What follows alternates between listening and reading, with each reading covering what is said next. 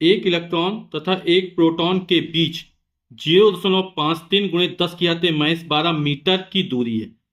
Proton और electron के बीच की दूरी दी गई है। उनका वैद्युत द्विध्रुव आघूर्ण क्या होगा, है ना। तो आप लोग जानते हैं इलेक्ट्रॉन और प्रोटॉन पर आवेश के परिमाण समान होते हैं। और कितना होता है? 1.6 गुणे 10⁻−19 कूलम। प्रकृति विपरीत होती है। और वैद्युत द्विध्रुव बनता कैसे है? जब परिमाण में समान किंतु प्रकृति में विपरीत, मतलब एक पर धन आवेश हो दूसरे पर ऋण आवेश हो, बहुत अल्प दूरी पर स्थित होते हैं निकाय की संरचना को वैद्युत द्विध्रुव कहते हैं। तो आवेश के परिमाण तो समान होता है, प्रकृति विपरीत हो, एक धन तो दूसरा ऋण।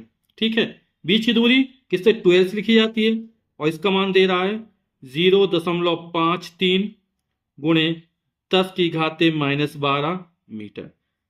वैद्युत द्विध्रुव आघूर्ण क्या होगा यदि वे विराम अवस्था में है? तो ज्ञात कर लेते हैं वैद्युत द्विध्रुव आघूर्ण।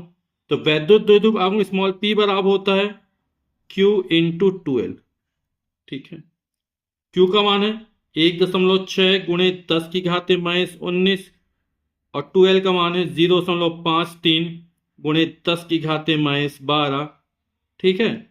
यहां पर जो आवेशों के बीच की दूरी वो इतनी दी गई है और किससे लिखी? 12 से लिखी जाती है ना। तो 16 3 48 की 8 हाथ लगी 4, 16 पंचे 80 और 4 84।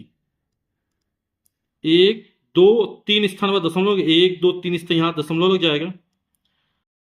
10⁻−19 में 10⁻12 गुणा करेंगे तो घातें जुड़ जाएंगी। -19 में -12 जोड़ेंगे तो -31 आ जाएगा।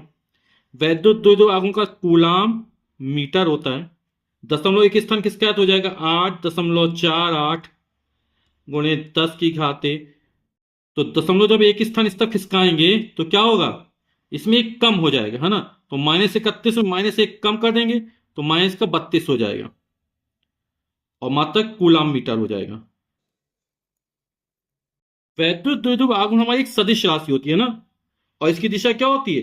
वैद्युत द्विध्रुव के अक्ष के अंदिश ऋण आवेश से धन आवेश की ओर होती है ना। यानी इलेक्ट्रॉन से प्रोटॉन की ओर होगी।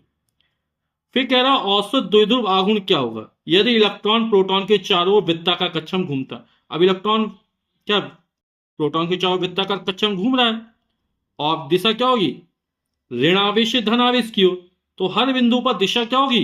बदलती चली जाएगी। तो जब औसत निकालेंगे तो औसत कितना निकल आएगा? वो 0 निकल आएगा। ठीक है। तो औसत द्विध्रुव आघूर्ण 0 होगा क्योंकि वैद्युत द्विध्रुव आघूर्ण एक सदिश राशि है और दिशा क्या होती है? ऋणावेश से धनावेश की ओर, अक्ष के अंदिश, है ना, जिसकी दिशा लगातार बदलती है।